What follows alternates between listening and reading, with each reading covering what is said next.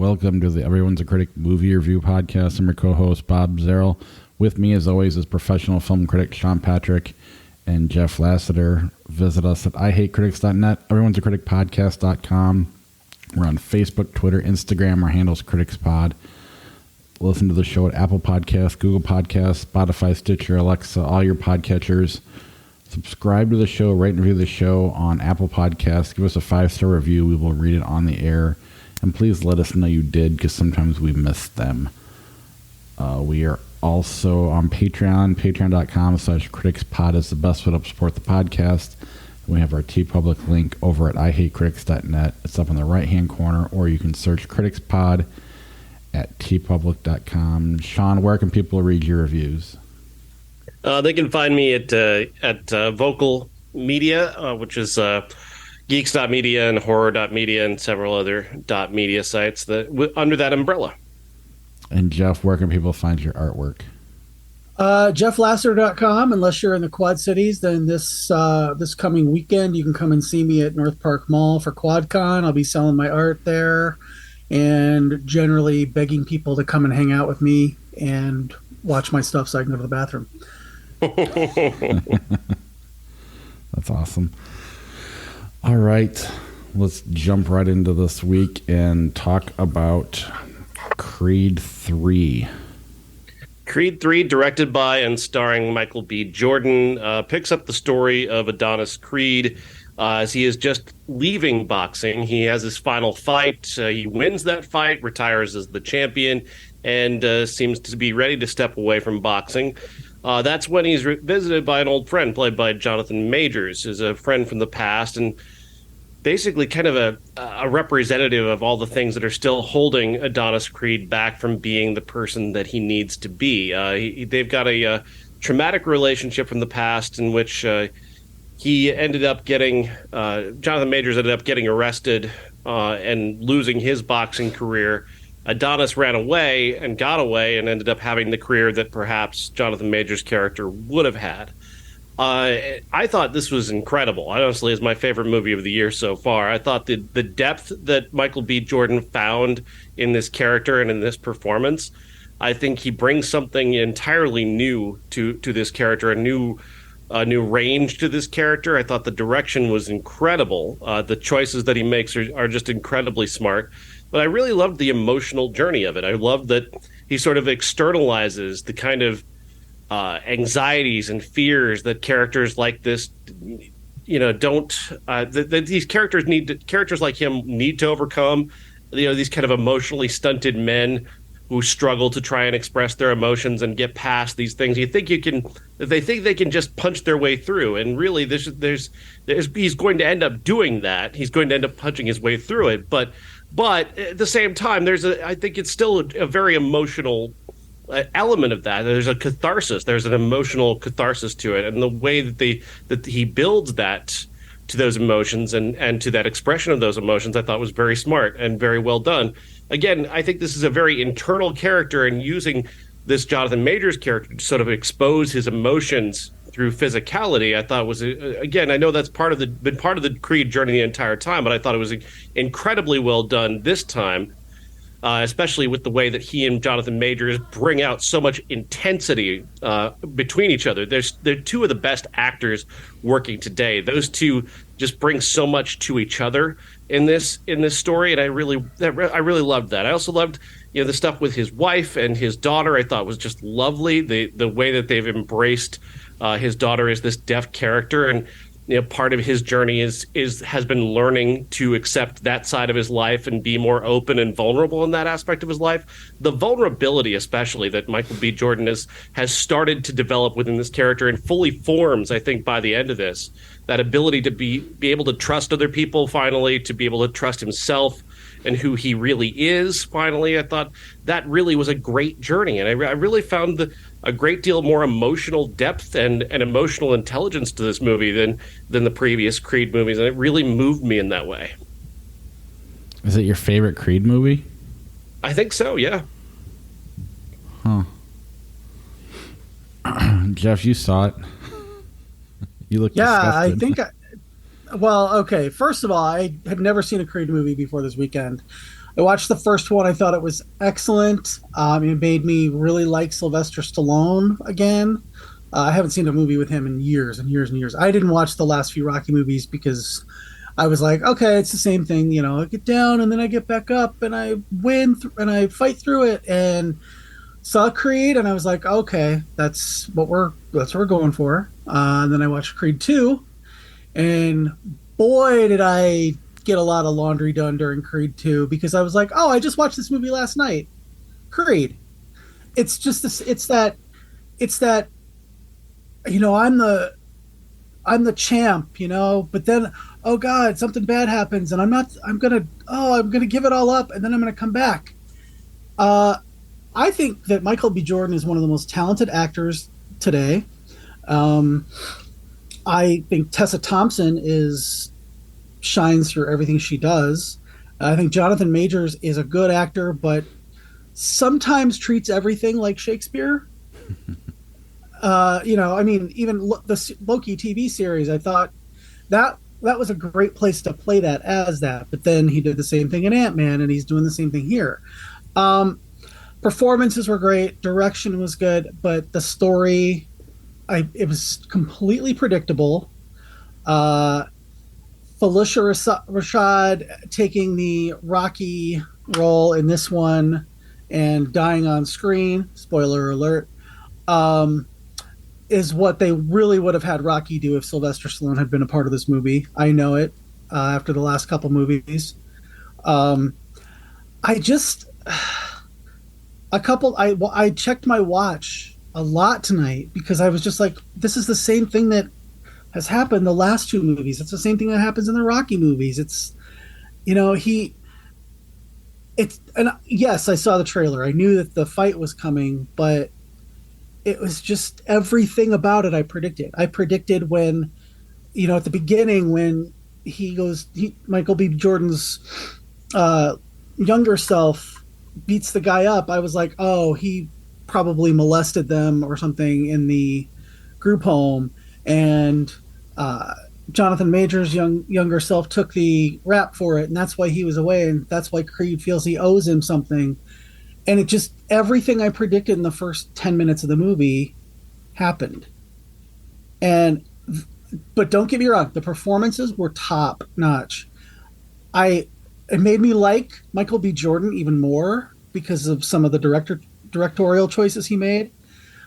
But I never ever want to see another Creed movie or Rocky movie again. It's just because I just knew every beat that was coming. And a lot of the people coming out of the theater with me was like, yeah, it was just the same thing over and over again. So I don't feel alone in that. I don't Great performances. I don't know where you're getting the best movie of the year though.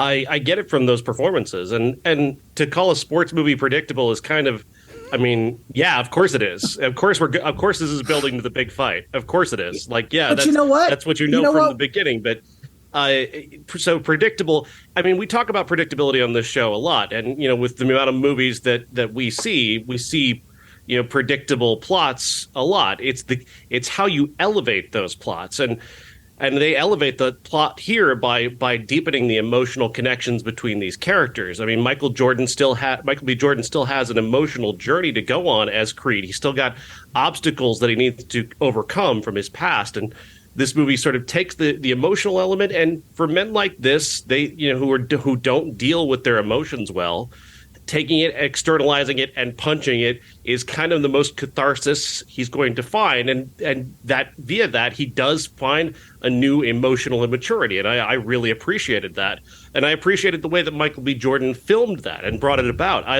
When it goes silent near the end, he goes silent, and it's just the two of them in the ring together, and I was really moved, and I loved the style of that. I loved the style choices. I just love these characters. I've loved them from the beginning, and I still love them today. And I just thought that the emotional journey was very rich, and that really moved me.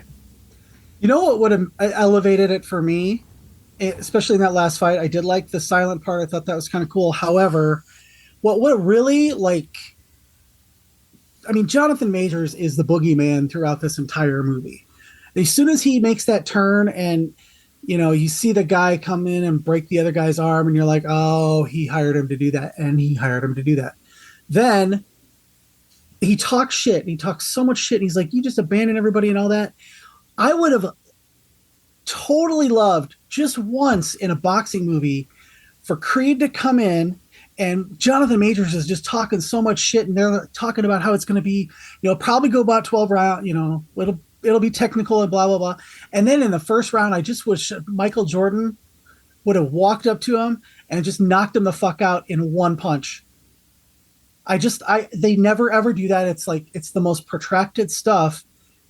Do something different and just, have him, he's psyched himself up so much throughout that training montage that he knows he's got this. And, all it takes is his daughter.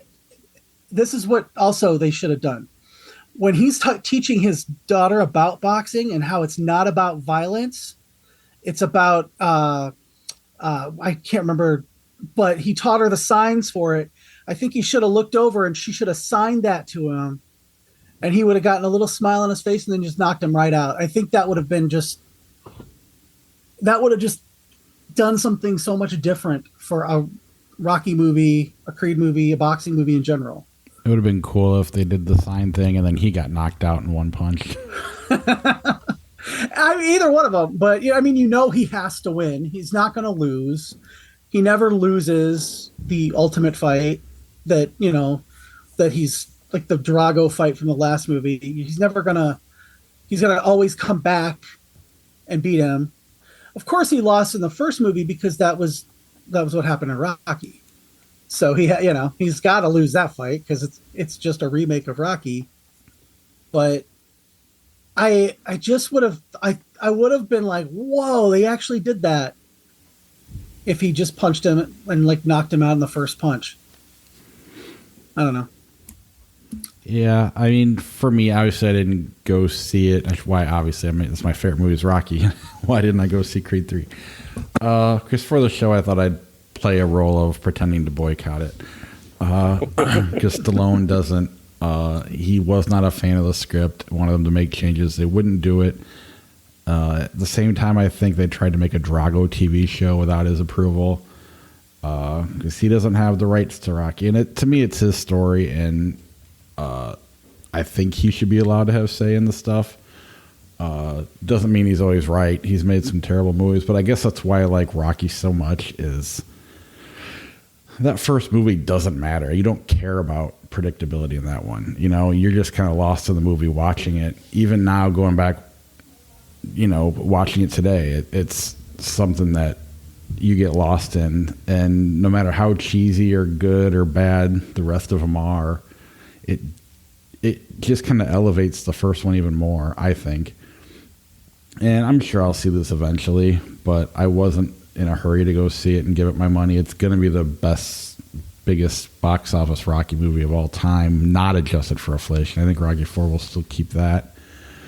But, I mean, I like everybody involved. I don't know. It bums me out that the main guy responsible for this whole thing's not involved.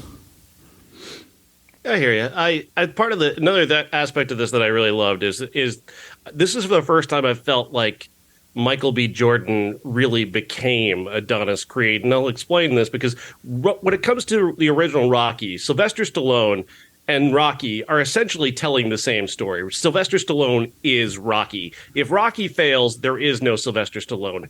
Just as if Rocky fails, Rocky doesn't become Rocky. You know what I mean?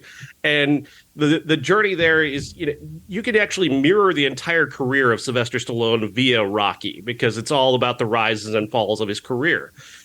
Interestingly enough, when Michael B. Jordan takes the role of Adonis Creed, he's already kind of Michael B. Jordan. He's already had his breakthrough role in Fruitvale Station. He's already on the rise as somebody in Hollywood people are watching. So he's not necessarily identifying with the character of Adonis Creed. But when he reaches this point where he takes over as director, and Adonis Creed, he's already kind of come to play that character a couple of times and come to understand him. Now he's directing him like Rocky, like Sylvester Stallone directed Rocky, and he's truly, I feel, in this movie finally fully embodying and embracing the character of Adonis Creed, but also embracing the stakes that are involved, because as an artist and a performer, he needs this to be successful. He needs this to prove himself as somebody who can both direct and star in a movie. So he's got some stake. He's got some skin in the game. Not necessarily the way that Rocky did, because again, Sly Stallone becomes ends up working in Philly at a meatpacking plant if he fails.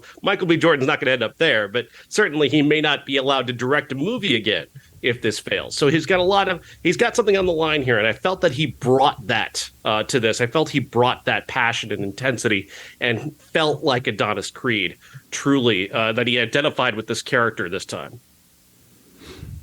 Yeah, I know, that's cool. I'm glad people like it. I'm glad it's doing well. I'll probably watch it when it comes to Netflix or on demand somewhere. I'm not really passionate about my boycotting of it. It's just kind of one of those. It was a busy weekend, so I figured it'd be fun to play on the show. But I mean, it does bum me out a little bit. But at the same time, Stallone's he's not hurting. He's made plenty of shit movies. He's not necessarily the greatest person in the world. I just like Rocky a lot. Anyway, anything else on Creed 3 before we move on? I know there'll be a Creed 4. Well, there's got to be at least 6. I wish there weren't. In 15 years.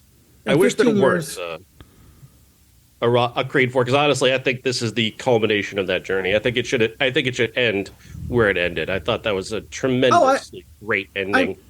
I thought it was a really good ending too, but you know that in 15 years, his daughter is going to be the boxer, and he's going to have to train her, and they'll be at Rocky's gym because Sylvester Stallone will have shuffled off the mortal coil. Either that, I'll give Michael B. Jordan a little more credit and think he'll come up. I mean, yes, maybe his daughter is the one, but I think maybe he'll come up with something as emotionally rich as this one. I don't know. We'll see. I still don't think Creed's Force Awakens, though. I'm sorry. Anyway, Operation Fortune. Operation Fortune, Ruse de Guerre, stars Sylvester Stallone, Jason Statham as Oscar Fortune. So that's what he was doing. So we're talking about predictability before, and this is one of those, get the group together to do a heist movies, but this time they're spies who've got to do the heist. It's like a spy team, and it's incredibly predictable, but it's also just, again, elevated by people who are having a great time doing this material. It's basically just a simple MacGuffin movie. The MacGuffin is the thing that everybody wants. The terrorists, faceless terrorists, steal it at the beginning, and are going to try and sell it to the highest bidder. And it's up to the heroes, so Jason Statham, Aubrey Plaza, Cary Elwes, Bugsy Malone, to stop the bad guys from getting it and doing whatever horrible thing they're going to do with it.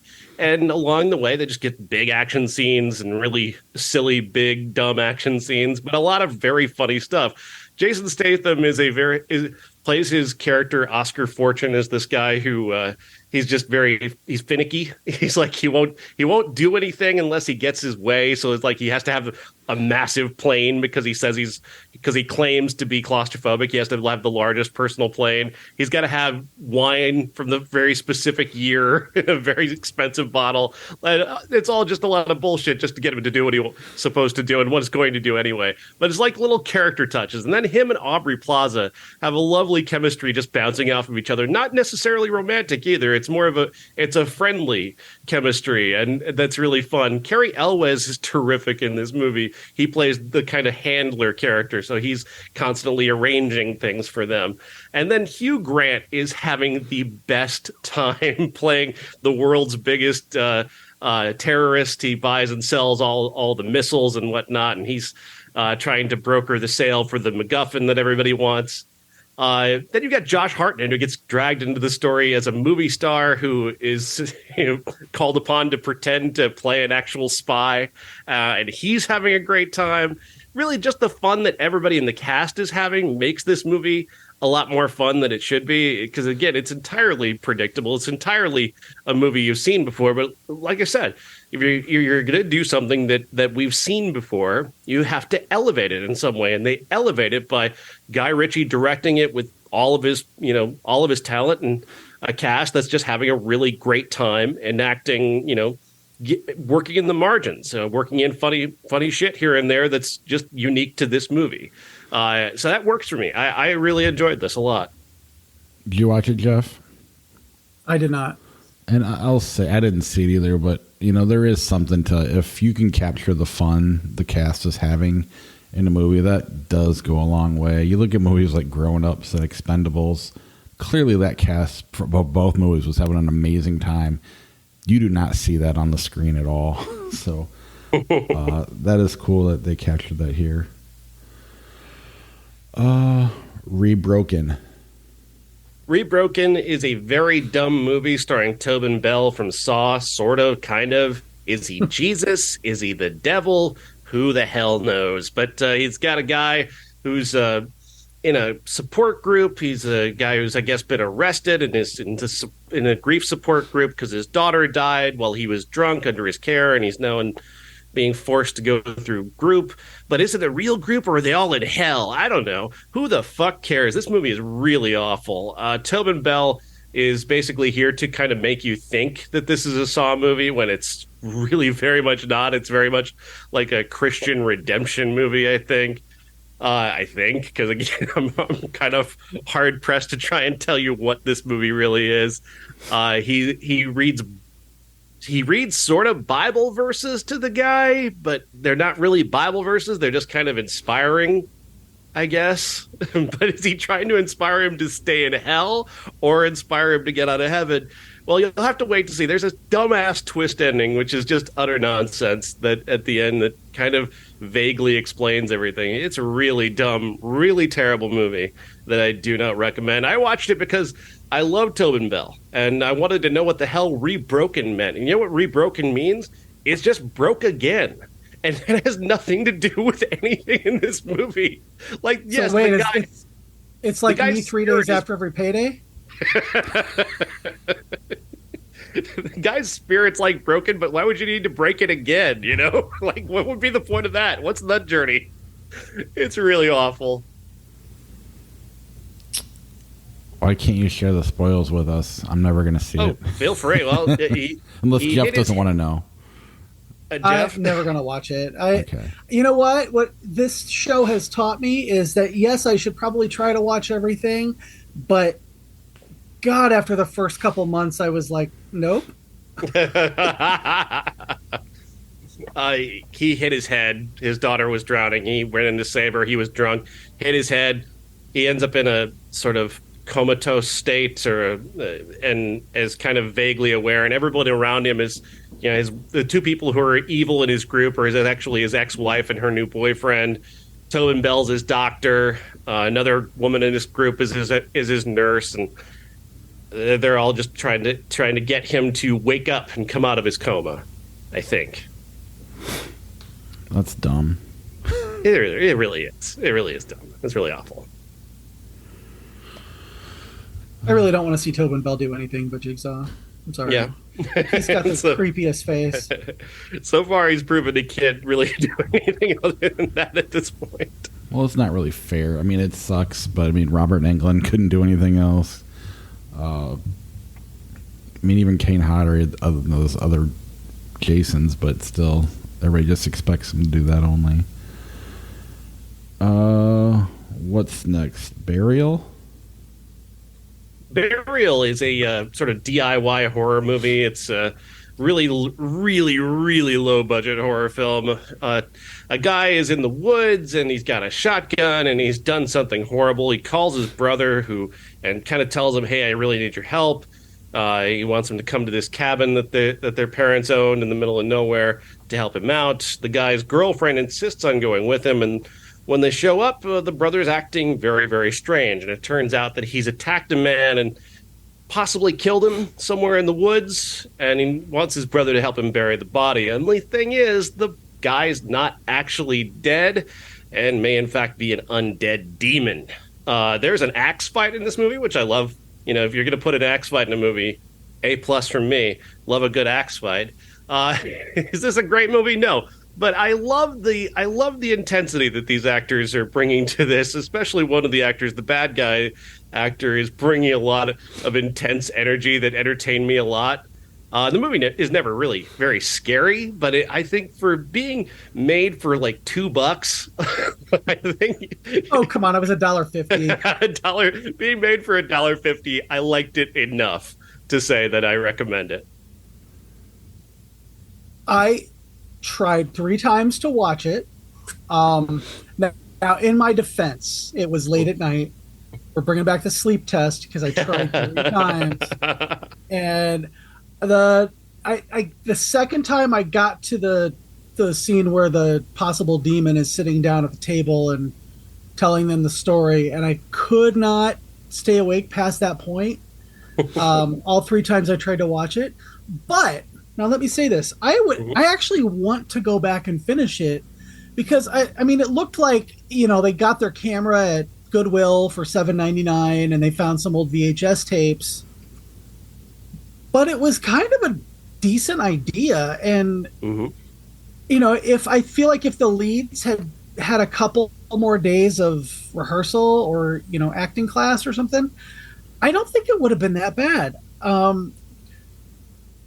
There's a lot that you can do. I'm sorry, with a very low budget, but some interesting lighting or different angles.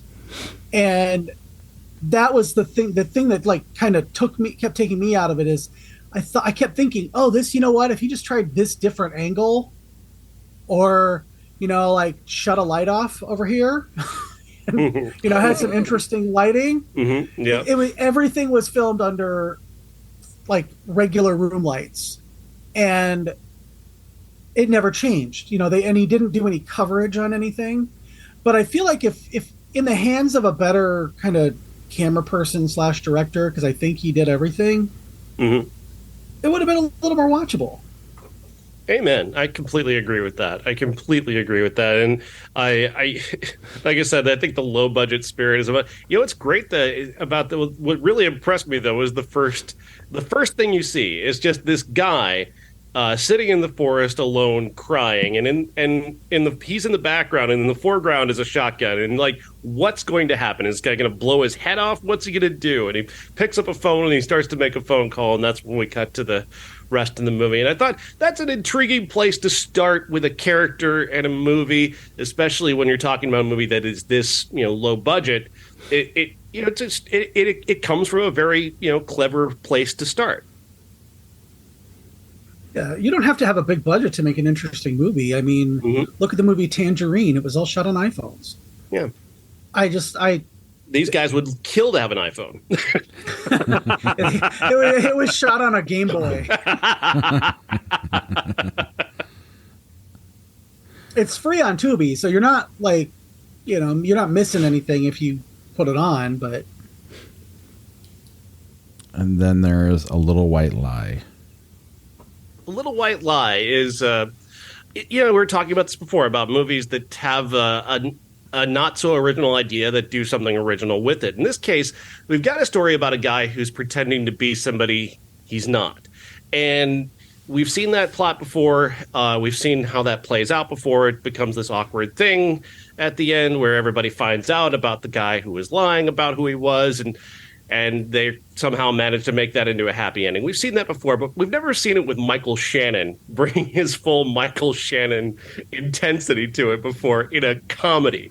And that, to me, was a lot of fun. The idea here is that, and I'm not going to spoil this one because I want you to see this because I really enjoyed it a lot. So I'm going to be careful not to spoil anything, but basically, Kate Hudson is a professor of literature at a Utah college. They're throwing a literature festival, and she needs a big name to anchor that. And she happens upon somebody she thinks is this sort of Salinger-like character who wrote one big hit novel and then disappeared. It was this very controversial bestseller, and then he never wrote another thing. And she thinks she found him.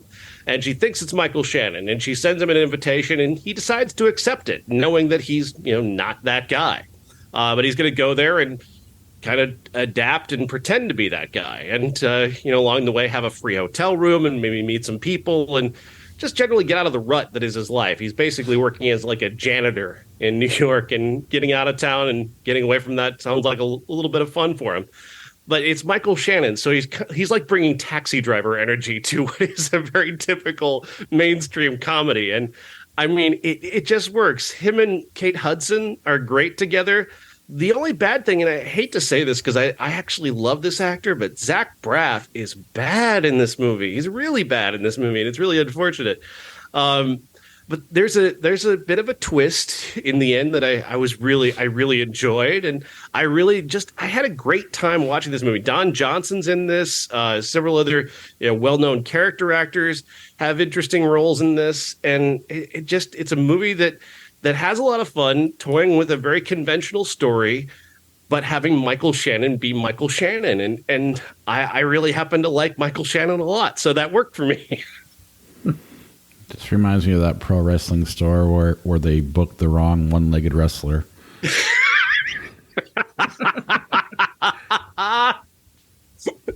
Yeah. That's hilarious. Yeah, I didn't watch anything this week because I took my entire family to Friday the 13th.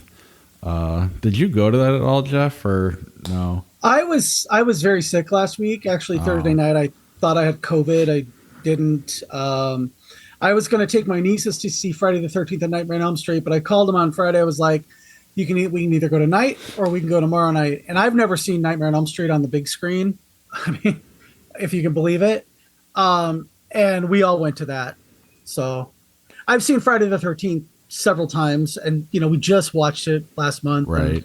So I was like, if I had to pick, I would definitely rather see Nightmare. Now I'm kind of mad that I didn't know that Texas Chainsaw Massacre was playing last week. Mm-hmm.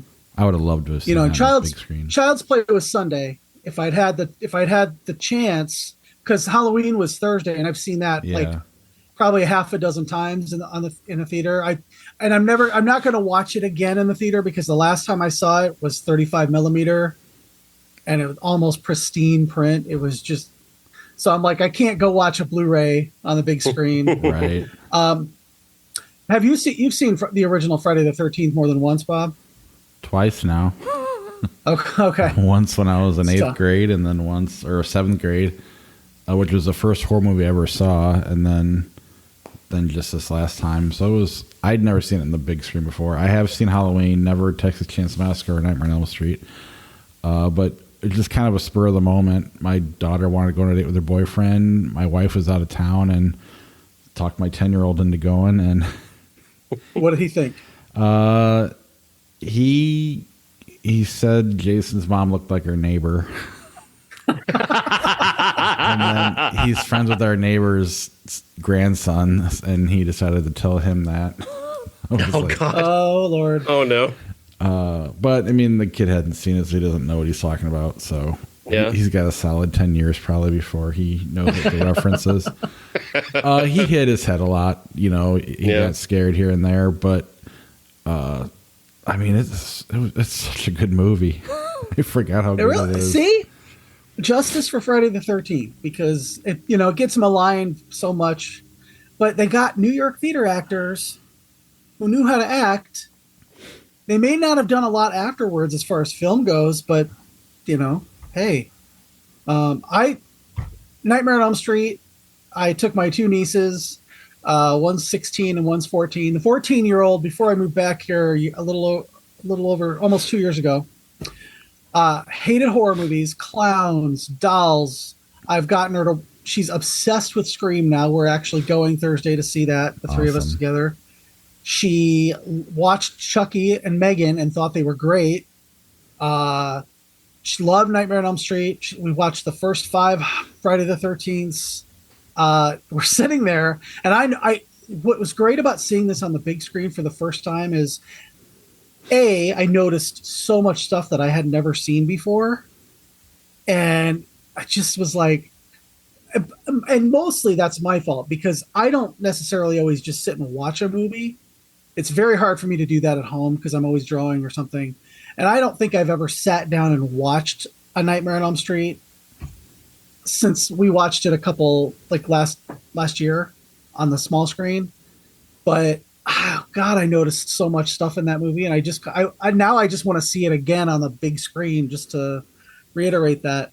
Another thing though, and when I lived in LA for a year, I would go around to all the different locations and stuff. So, I've been to Nancy's house several times on Genesee Avenue, and you can literally turn around and there's Glenn's house. It is literally across the street.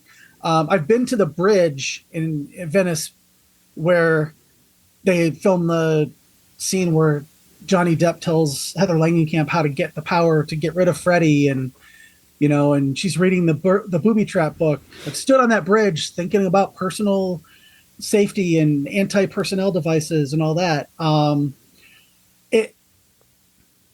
In the later movies, like I think it's in Freddy's Dead, they say that it takes place in Springwood, Ohio. I have never seen so many goddamn palm trees in a movie as I did in Nightmare on Elm Street. Mm-hmm. So telling me that it takes place in Ohio, I was like, girl, come on. So don't ever watch Freddy's Dead. You'll never have to think about that. Yeah, I wish I knew. Terrible. I wish I knew this was coming, because I would have loved to see Texas Chainsaw Massacre. It does bum me out that movie's included with all of these, because I do think it's far superior than everything else, and really isn't. It's kind of beyond a slasher movie. I think it got pulled into the slasher genre with Leatherface, Part 3. Yeah, up until absolutely. then, I don't think it belonged in there at all.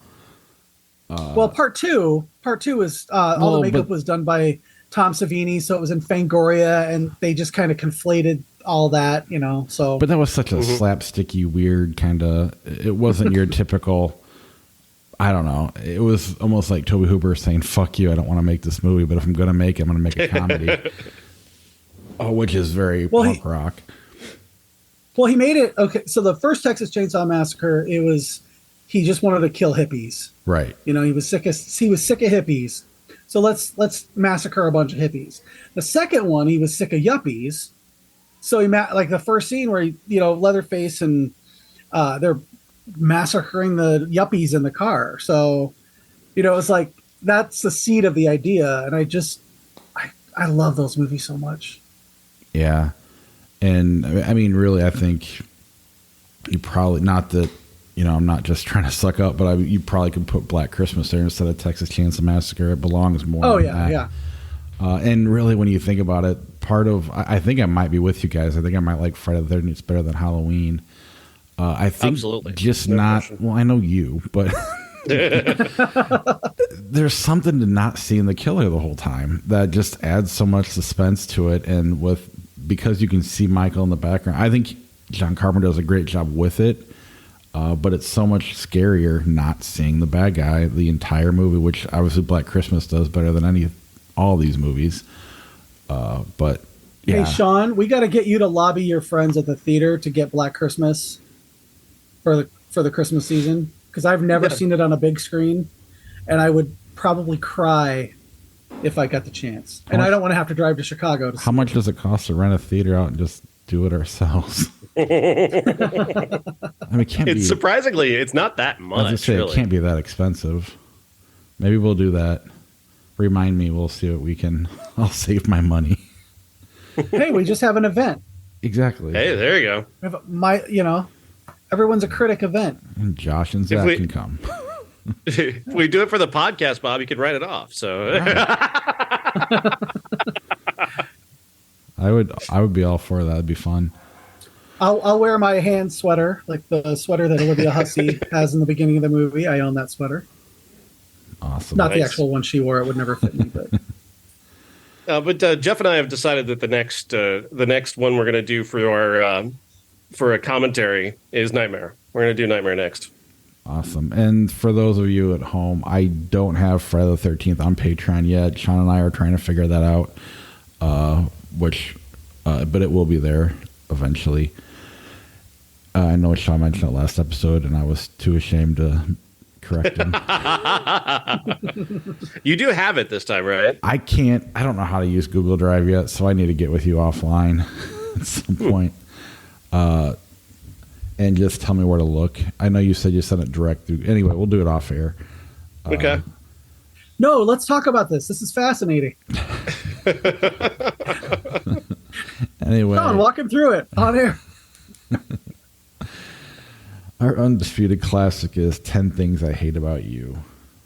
10 Things I Hate About You, directed by Gil Junger from 1999 and starring Heath Ledger and Julia Stiles, is a very, very, very loose adaptation of Shakespeare's Taming of the Shrew, updated for high school kids in the late 90s. Kat Stratford is a girl who hates all the boys at her high school. She's got a reputation for literally beating them up if necessary. And there's a rule in her house that says that her sister, Bianca, Larissa Olenek, can't date unless her sister does. So she tells this to a couple guys who would like to date her, and they set about finding somebody to date Kat. And they settle upon Heath Ledger, is this guy Patrick Verona, who has this reputation of being a criminal and daredevil and all this stuff, who seems like the guy who might be crazy enough to try and date Kat Stratford. And that's where we proceed from there. Like I said, it's a very loose adaptation of Taming of the Shrew, which is just an utterly horrific thing, like the worst thing Shakespeare's ever put to paper. A horrible story about a woman who is, willful and independent, who is broken by her husband to become the most obedient woman in the play, and I think I used to love this movie, 10 Things I Hate About You. I really did used to love it. I still do like elements of it. I still like Julia Stiles and Heath Ledger. I think that they're working very hard. I think everything else in the movie is incredibly awkward. Every time they try and reference Shakespeare, especially in the dialogue and in the names, it just feels very awkward, very forced. And then we get to the end, and the ending this time, as much as Julia Stiles is giving it everything she has, it is such a misconceived idea of an ending, because it ends with him being found out. He gets paid to date her. She finds out about it at the prom and breaks up with him and runs away. And then it ends with her essentially apologizing to him, like this was her fault, that she misunderstood how much he loved her. And she gives this very emotional speech. And again, Julia Stiles, phenomenal delivering that speech. She's so great. Real, genuine tears and emotion. But it's the wrong direction. Heath Ledger is the one who needs to be apologizing. He's the one who's wrong.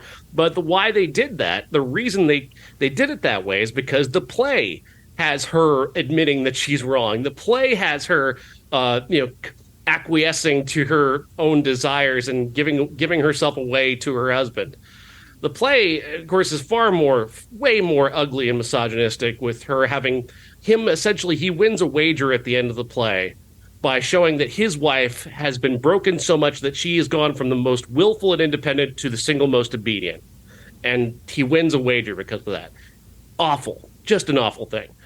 Here, again, they trying to honor the play, which doesn't deserve to be honored, by having her be the one who admits that she was wrong and out of line, and she needed to make it up to him for misunderstanding his true, intentions. And they try and make it up for that with a scene immediately after that, where he uses the money he got from the being paid to date her to buy her a guitar. But again, that's all very forced and very quick, and it just rushes to an ending. Again, I think there's so many good things about this that I wish I could love. It takes an effort for me to try and like this movie, unfortunately, and I'm not willing to put in that effort anymore. 24 years later. Jeff, I had never seen this movie until this weekend. It was cute. It was like, I don't really. It's so dated.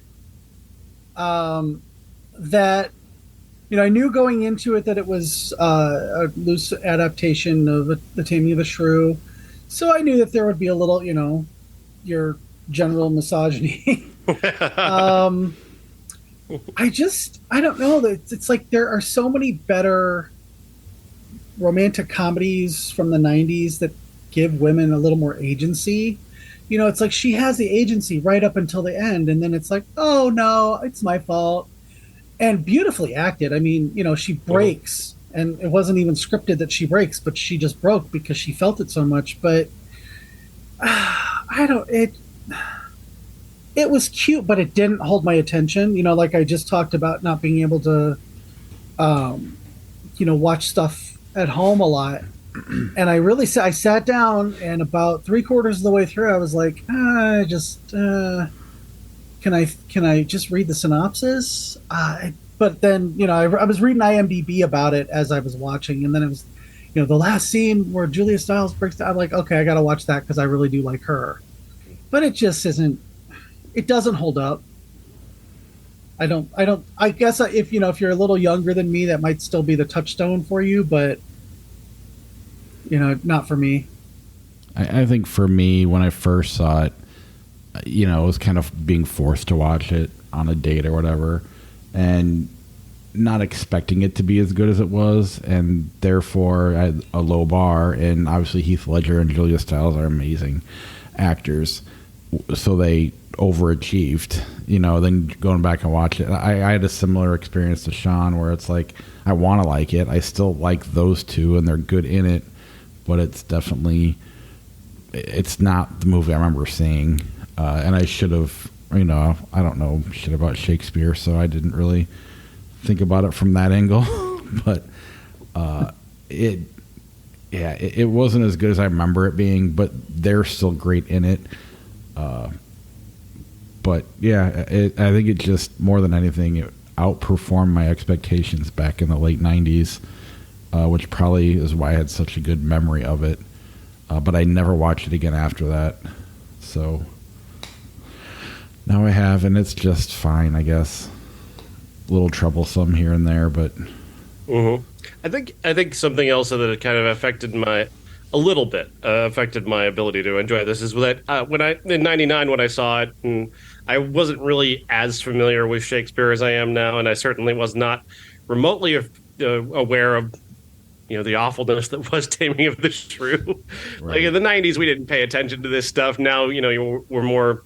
Now I'm more mature and awake to that sort of thing, and I finally decided to look at Taming of the Shrew, and I didn't know Shakespeare was an incel. That really surprised me. But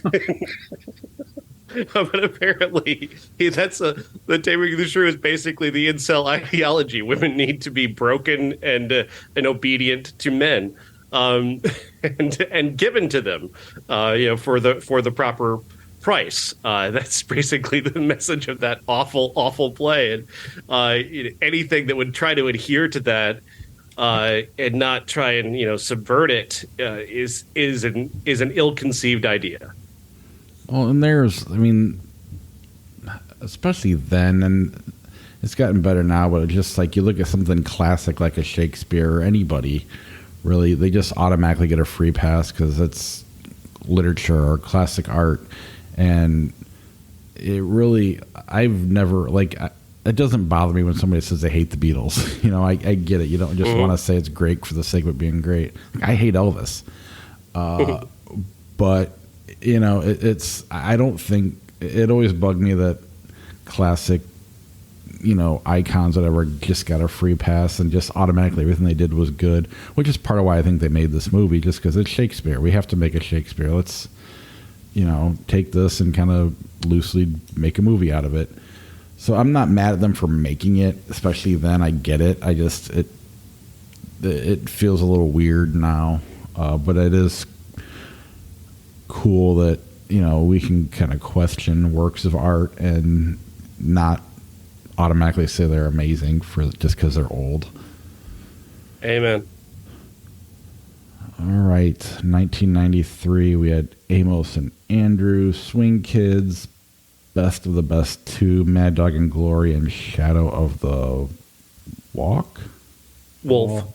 Sorry, my handwriting sucks. This sucks. So we, on the 93 podcast, we planned to do Best of the Best 2 because it seemed like the dumbest, silliest possible movie we could do. And then come to find out, you can get Best of the Best 1, you can get Best of the Best 3, you cannot get Best of the Best 2. unless you want to watch it in Tamil, the Indian language of Tamil, which I tried. I tried watching it in that, tried to catch it in context.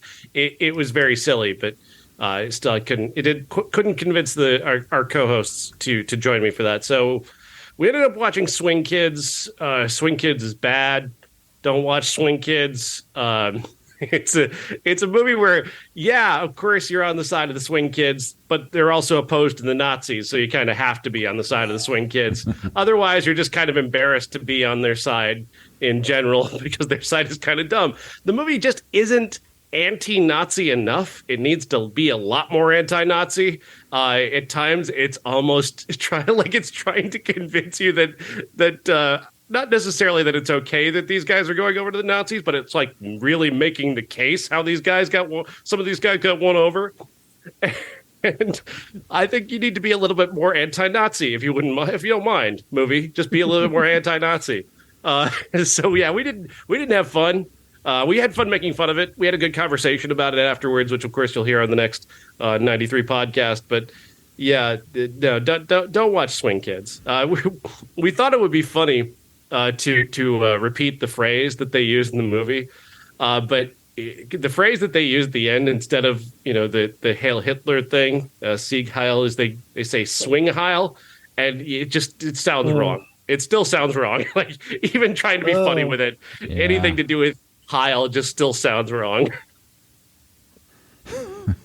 So they're like victoriously yelling Swing Heil at the end. It's like no, it doesn't work. No.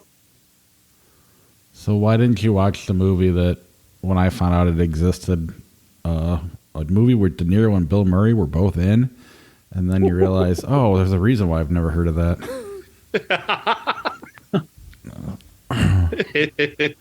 Is it terrible? I've not seen it. I mean, it was terrible. It was very forgettable. We were trying to we wanted to watch something that was going to inspire a conversation, and we were a little concerned that might be too good. I mean, there's a reason you haven't seen it, and Bill Murray and Robert De Niro are in it with Uma Thurman. Fair, yeah. I mean, Bill Murray plays like the heavy. he plays the main mafia guy. So right away, I don't know. It's fine. I haven't gone back and watched it in forever, but it's funny. We actually turned off Swing Kids. Like we didn't want to keep watching it. We were going to switch to another movie. Then we realized we're just about out of time. So we finished Swing Kids. All right. Next week we got Scream 6, Champions 65. Our classic is When a Stranger Calls. 1993 we got Fire in the Sky, A Far Off Place, and CB4. What are you watching? We're watching Fire in the Sky. Yes. Didn't want to talk about Chris Rock, so we decided to go with Fire in the Sky. You didn't like it? No, not even a little bit. No. All right. Nope. Chris Rock is officially old. I'm super hyped for Scream 6. One of my friends went and saw it last night, the Philadelphia premiere, and said it was probably his third favorite out of all of them, after the first two. And he loves Scream. He loves all of them. So getting really hyped for that. Yeah. I'm finally watching Scream 5 tomorrow, so. I call it 5 Cream. You should too. What's weird for me is that I'm super hyped about this one, even knowing, after seeing the last one, which I did not love. I thought it had some good parts, but I really did not love it. And I'm an easy lay when it comes to Scream. So I actually liked Scream 3 better than Scream 5 or 5 Cream. Oh, that sucks. I really hated Scream 3, so that's not going to be good for me. But you have to. So I'm looking at it through a gay lens, and Parker Posey's in it. Yeah. Party girl Parker Posey, who hit me with her umbrella 3 times in one night by accident. She is chef's kiss in Scream 3. I laugh every time she's on screen. She's justice for Jennifer Jolie. She should have lived the same way apparently Kirby lives in this one. So I've only seen the first 3. I I don't know. I have a hard time with it being a different killer every time. It doesn't. I just don't get why they keep putting on the same outfit. Maybe I should go back and watch 4, 5, and 6. But That's a very good question. Yeah, I mean, just But it's reasonable. It's reasonable. so okay, Scream 1. You know, that's just the off the shelf costume, literally. Yeah. They use. Scream 2, they've got the movie Stab, which uses that same one because it's easy to get. So then, you know, everybody wears that. So the killers are like, hey, we can just use the same one that they're using in the movie. Scream 3 takes place on the set of Stab 3. So they've got it readily available. Scream 4 is the remake, quote unquote. That's the theme of it. You know, like the first theme was, you know, taking the piss out of horror movies. This is kind of taking the piss out of remakes. And then Scream 5 is, you know, hey, it's a requel. So it makes sense that they're using the same costume, but it would make more sense to me if Neve Campbell wasn't in all of them and Courtney Cox. And I know Neve Campbell's not in the new one. But not she was supposed to be. So. Yeah. Well, the talk is that they offered her not very much money because they didn't have a big part for her. And I'm guessing it was probably going to be like a video call or something, you know, FaceTime with those guys just to check up on them. And then supposedly they were going to turn around and give her a big part in Scream 7. So we'll see. I don't know. Yeah, it would make more sense if it was a random story every time with what you're saying, because then now they have the costume and then they're counting somebody else. I just felt like and again, I stopped at 3, so really I'm just projecting on 4 and 5. Well, you should go back and watch them all. At least 4 is good. 4 is a good movie. Yeah, 4 is really good. All right, maybe I'll do that. All right, let's play a little flick chart and go to bed. Thor: The Dark World, Dante's Peak. Thor: The Dark World. Yeah, I agree. Not my favorite Thor, but better than Dante's Peak. Dante's Peak has a guy driving a Jeep over lava. Fuck you, movie. Yeah. You clearly have never driven a Jeep. Yeah, sure. Gravity, Robin Hood. Gravity. The Russell Crowe Robin Hood. Gravity's by far. Gravity over all Robin Hoods. Yeah, Gravity's pretty amazing. Uptown Saturday Night, Synecdoche, New York. Synecdoche, New York. Absolutely. Great movie. Uptown Saturday Night. I haven't seen either one of them. Are you tracking the people that Bill Cosby has raped via that movie? Or? Yep. All right, the one I can't say. Doom Before Sunset. Before Sunset. Before Sunset. That's a great one movie, though. Doom Before Sunset. Anastasia, It's a Wonderful Life. Anastasia. It's a Wonderful Life. I don't give a I just shit. want to make Bob pick. It's a Wonderful Life. I don't remember Anastasia. Avengers: Age of Ultron, Rango. I like Avengers: Age of Ultron, but Rango is phenomenal. I love Rango. I'm going to pick Age of Ultron. I really actually like that, even if a lot of people didn't. I hated it. I'll take Rango. The fact that they were saving everybody falling out of the buildings was just like, come on, let them die. Arlington Road or Batman and Robin? Let them die. Oh, come on. In real life, and again, I know there's no superheroes in real life, but it's like, give me a little bit of... It can't be completely happy ending. There needs to be some sort of threat. Arlington Road or Batman and Robin? I'm torn on this one, honestly, because like Arlington Road, I don't think lives up to how good it could be. I think there's so much of a better possible movie there.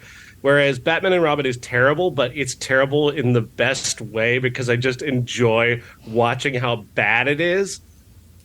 I'm picking Batman and Robin because Joel Schumacher, Uma Thurman. It's terrible. It's awful, but I think I'd watch it again before being disappointed by Arlington Road again. I loved Arlington Road in '99. Have never watched it again, so I'll take that. But Oh, one of my top 10 favorite movies. Closer or Friday the 13th, the final chapter. Closer. Friday the 13th, the final chapter. Closer. Is this? I think it is Closer that I like better. Sorry, Jeff. You're the worst. We should do a Friday the 13th run. Like, put that up against everything sometime. Not a bad idea. Let's do it now. Okay. Why not? What else we got to do? All right. This time to disappoint Jeff. Oh, this is tough. Friday the 13th, Tango and Cash. Friday the 13th. Friday the 13th. Yeah, Tango and Cash is a disappointment. Friday the 13th, Freaky Friday. Friday the 13th. Friday the 13th. Although Freaky Friday the 13th would be amazing. Yeah, I didn't hate Freaky Friday. Jamie Lee Curtis is the killer, but she's embodied by Lindsay Lohan. Yeah. She switches bodies with Jason Voorhees. They could make that now and it would work still. Friday the 13th, Bottle Rocket. That is hard. That is hard. I'm going to go Friday the 13th. It's a little bit of recency bias. I haven't seen Bottle Rocket in a while, but Bottle Rocket's incredible. It's really good. With the way that Owen and Luke Wilson have kind of aged for me as far as their performances go, I'm still picking Friday the 13th. Agreed. Friday the 13th, Harry Potter and the Goblet of Fire. Friday the 13th. Yeah. Agreed. I like Goblet of Fire. I still It's do a good like movie. it. Friday the 13th, Finding Nemo. Oh, man. Where do I go on that one? Oh, man. That's hard. I love Finding Nemo. It's Finding Nemo for me. Yeah, I love that movie. So the story of a mother who will literally kill a bunch of people to protect the memory of her dead son, or an absentee father who loses his son. I'm picking Friday the 13th. Don't forget he rescues him too. Eventually. I mean, Finding Nemo is better, but I like Friday the 13th better, if that makes sense. And again, recency bias. All right, sorry, now you're kind of in trouble. Friday the 13th or The Social Network? The Social Network. I'm gonna pick Friday the 13th, but that's because I know you're gonna pick The Social Network, Bob. Yeah, Social Network's phenomenal. It's like the Citizen Kane of our era. Oh, here's another tough one. Friday the 13th, Vertigo. Vertigo. Okay, I know Vertigo is the better movie, so I will pick that. However, I've watched Vertigo twice, and I've watched Friday the 13th at least 100 times in my life. I'm not liking where it's at on our list right now, and I'm really nervous where we're gonna. I don't know if you guys can see with our rankings off here to the left, but I'm a little nervous. Friday the 13th, Fight Club. Friday the 13th. Yeah, Fight Club. The only thing that has aged well is the joke that Helena Bonham Carter makes about not being like that since elementary school. I like a lot of Fight Club, and but I would, if I'm going to watch one that's more fun. I think Friday the 13th is more fun. I think I'm more sad watching Fight Club than anything. I would probably take Fight Club, but it's easier since you both took Friday the 13th. Friday the 13th, Swingers. Honestly, Friday the 13th. I like Swingers too, but I think I enjoyed Friday the 13th and appreciated it more watching it this most recent time than I did the last time I watched Swingers. Yeah, I mean, again, Friday the 13th isn't my top 10 movies, but I tried to watch Swingers again not too long ago, and it was just like, it's very dated now. And I haven't tried to watch it in a while, but it was one of those go-to movies for me, so I'll probably take Swingers, but again, you made it easy by picking Friday the 13th. Friday the 13th, Platoon.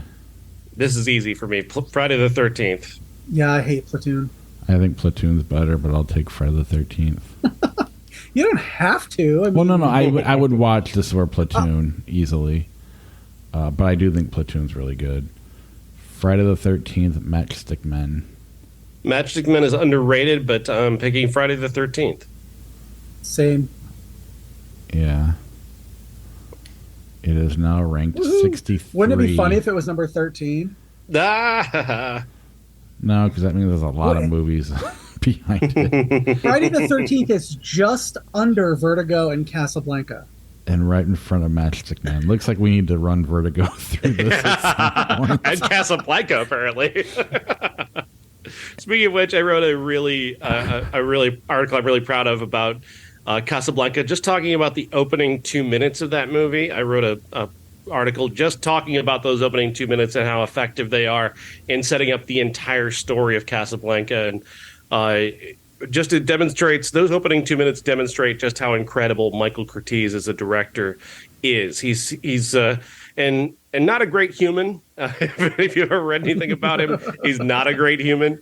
He murdered several people on one of his earliest films, but On just with his carelessness. Okay.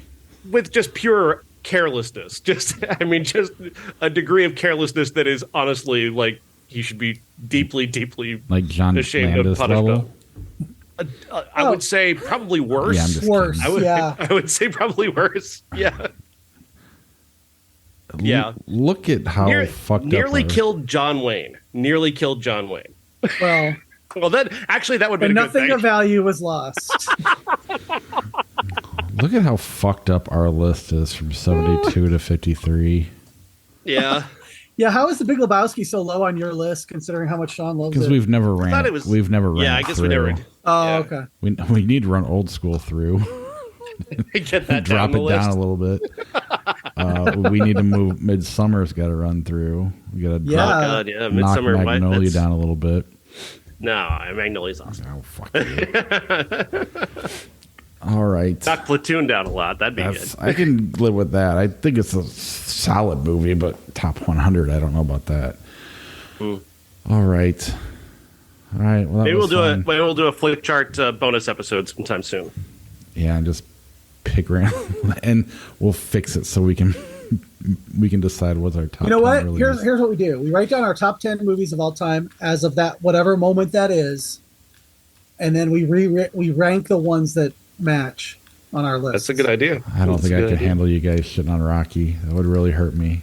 I don't hate Rocky. I love know, Rocky. but it'll get. I know, but.